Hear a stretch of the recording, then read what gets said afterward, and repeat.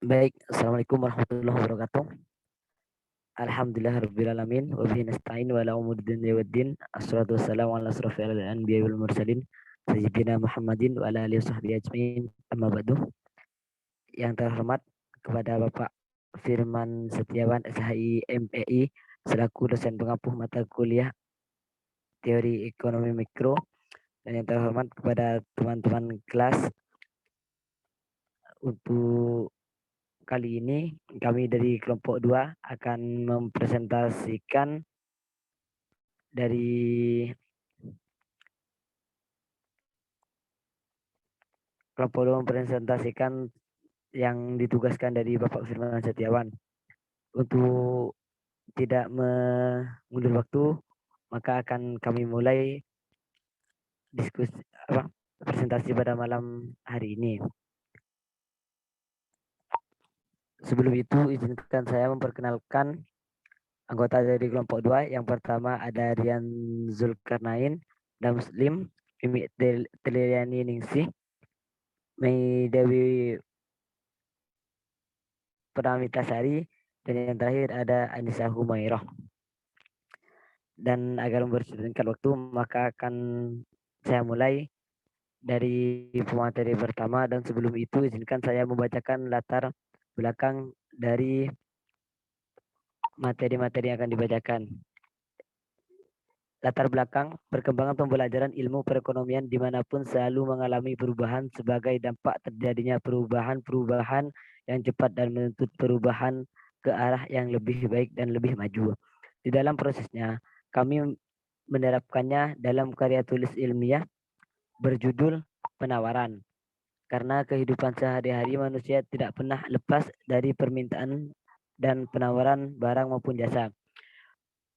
Itulah latar belakang dari yang akan kami sajikan pada kali ini. Dan yang pertama yaitu pemateri pertama yaitu saya sendiri akan menjelaskan tentang penawaran.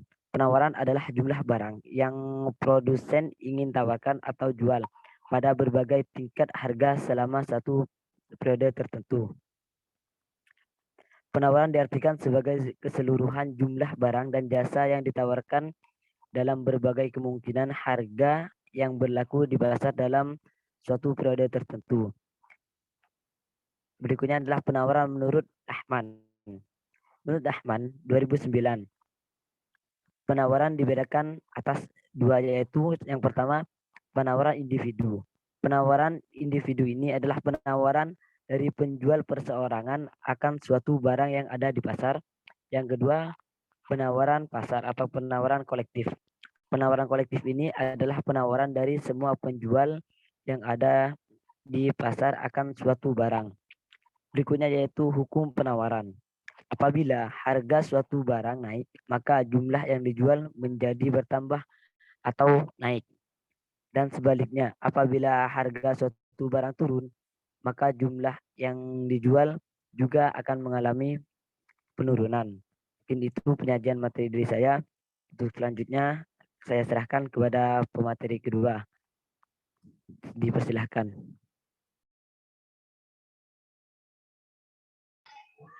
Baik, untuk materi yang kedua yaitu penawaran perusahaan dan penawaran industri.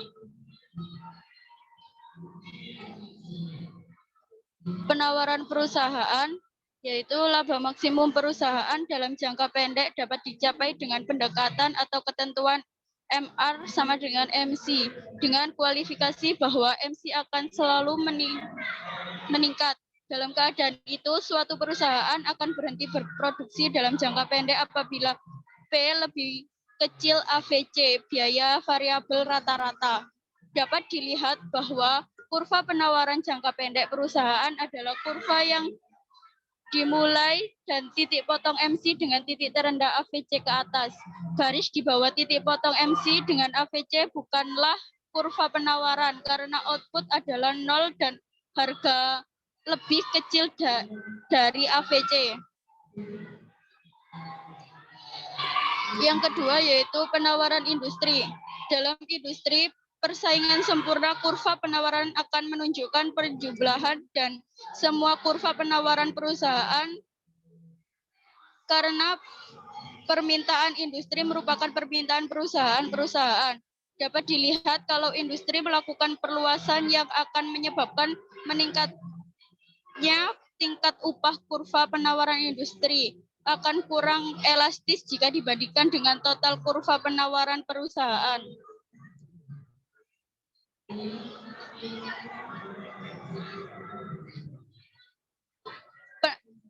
Dalam jangka panjang, penawaran perusahaan pada saat persaingan sempurna melakukan dua macam keputusan. Yang pertama, dalam jangka panjang perusahaan dapat melakukan perubahan seluruh faktor-faktor produksinya, karena itu penyesuaian output dengan kombinasi. Kedua, perusahaan melakukan dua pilihan antara aktivitas yang ada dan aktivitas alternatif, yaitu perusahaan harus memutuskan untuk pindah ke bidang atau industri lain atau tetap pada kondisi yang ada.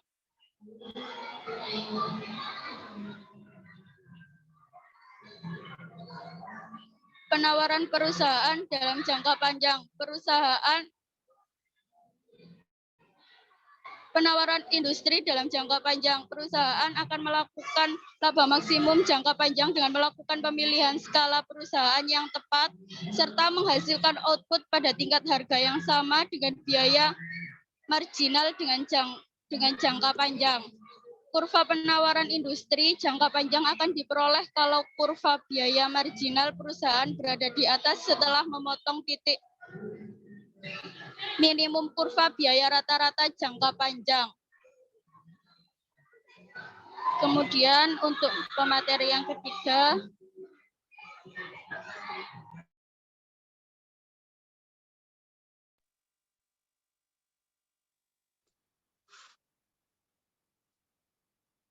faktor-faktor yang mempengaruhi penawaran.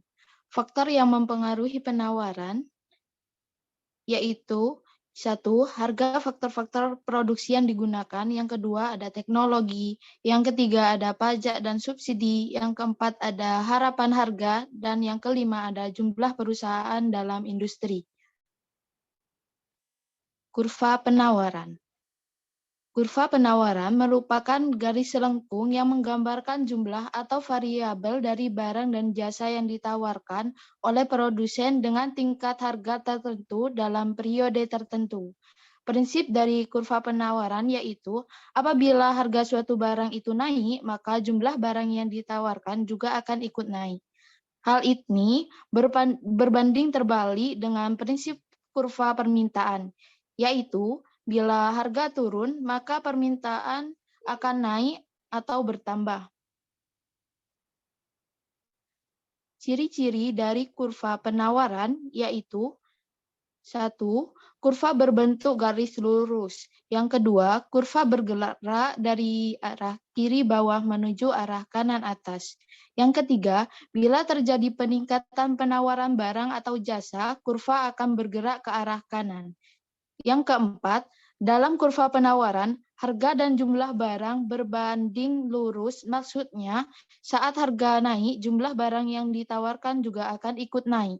Sebaliknya, bila saat harga ikut turun, maka barang yang akan ditawarkan itu pun akan ikut menurun juga. Jenis-jenis kurva penawaran. Jenis kurva penawaran ada dua, yaitu kurva penawaran individu dan kurva penawaran pasar. Kurva penawaran individu yaitu kurva ini mampu menggambarkan naik atau turunnya grafik berdasarkan jumlah barang dan juga harga barang yang ditawarkan oleh pihak penawar. Semakin tinggi harga barangnya, maka jumlah barang yang diproduksi pun juga akan semakin banyak, karena penjual ingin memperoleh keuntungan yang semakin besar. Yang selanjutnya itu kurva penawaran pasar. Penawaran pasar ini berkaitan dengan banyaknya penjual dari satu produk yang dijual. Pada pasar tersebut terdiri dari banyak orang dan juga lembaga yang menawarkan produk yang sama. Materi keempat selanjutnya akan dijelaskan oleh Mei.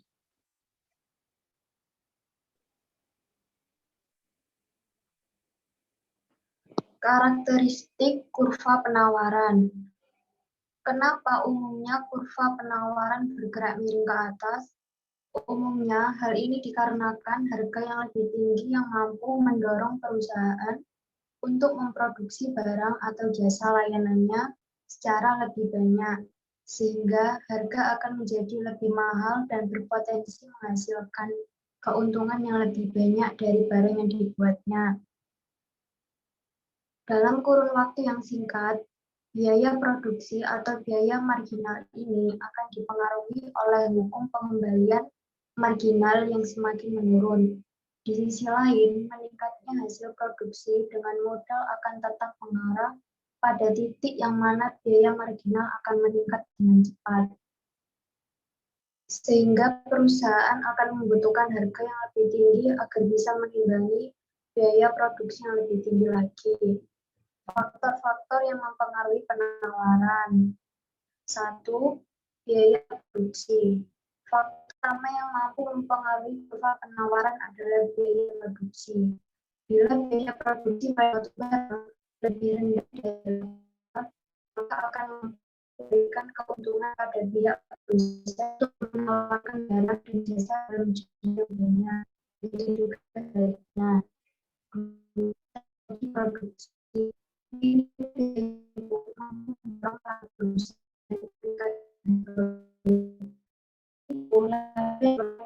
semakin meningkat. Produsen.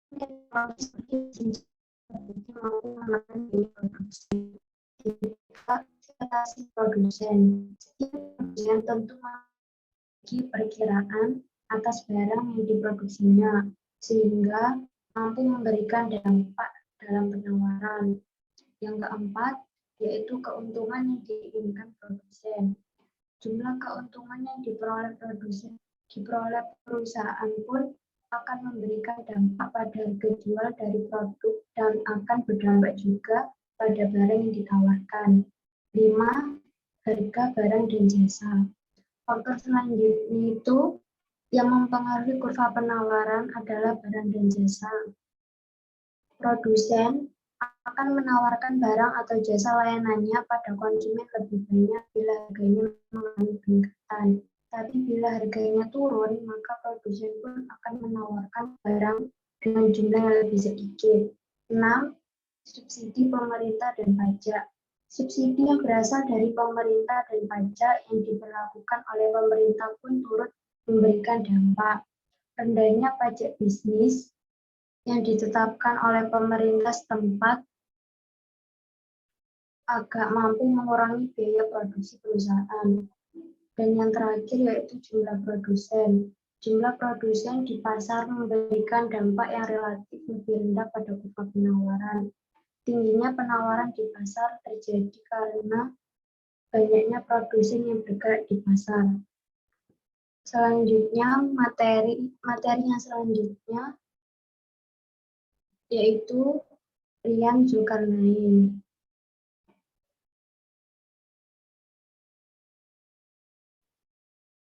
Baik, di sini saya akan melanjutkan materi, yakni ketersediaan input. Ketersediaan input. Bila input di pasar tidak tersedia, maka produsen tentunya tidak bisa menjalankan kegiatan operasionalnya dengan baik. Hal ini terjadi karena rantai pasokan di pasar terganggu. Beberapa contoh faktor yang mempengaruhinya adalah bencana alam dan cuaca. Faktor tersebut akan menghambat komoditas untuk tiba dan masuk ke proses manufaktur. Sehingga hal ini akan menyebabkan proses produksi terhenti, kecuali bila mereka mempunyai persediaan input yang mencukupi. Selanjutnya adalah gerakan sepanjang kurva dan perubahan kurva penawaran. Gerakan sepanjang kurva dan perubahan kurva penawaran. Pergeseran kurva penawaran. Pergerakan kurva penawaran. Pergerakan sepanjang kurva penawaran berlaku apabila harga barang yang diminta menjadi makin tinggi atau makin menurun, atau perubahan pergerakan kurva penawaran terjadi dikarenakan oleh faktor harga. Sedangkan pergeseran kurva penawaran itu adalah pergeseran kurva penawaran ke kanan atau ke kiri yang terjadi apabila terdapat perubahan yang ditimbulkan oleh faktor bukan harga, seperti harga barang lain, biaya produksi, dan faktor-faktor lainnya. Misalnya, pergeseran kurva penawaran disebabkan oleh biaya produksi. Ketika biaya produksi turun atau naik, maka jumlah penawaran akan naik atau turun. Jadi yang membedakan di sini adalah karena faktor harga atau faktor yang mempengaruhi yang lain. Kegagalan pasar. Kegagalan pasar atau market failure adalah situasi di mana pasar gagal mengalokasikan sumber daya, resource, secara efisien. Hal ini dapat terjadi diantaranya akibat eksternalitas atau externality dan kekuatan pasar market power. Eksternalitas adalah dampak akibat tindakan seseorang atau perusahaan terhadap kesejahteraan orang lain. Sedangkan kekuatan pasar adalah kemampuan seseorang atau perusahaan untuk mempengaruhi harga pasar. Ketika pasar mengalami kegagalan, pemerintah dapat melakukan intervensi untuk mendorong terciptanya efisiensi dan keadilan. Mungkin cukup sekian materi dari kami. Saya kembalikan kepada moderator.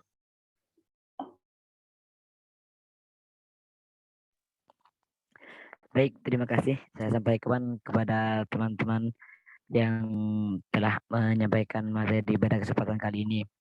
Itulah penyajian materi dari kelompok 2 dan tadi adalah pemateri terakhir, maka berakhir pula lah penyajian materi pada kesempatan. Mohon maaf apabila nantinya ada kesalahan ataupun penyajian materi yang kurang baik ataupun ada suara dari yang kurang terdengar, kami mohon maaf. Akhiran dari kami, wassalamualaikum warahmatullahi wabarakatuh. Waalaikumsalam warahmatullahi wabarakatuh.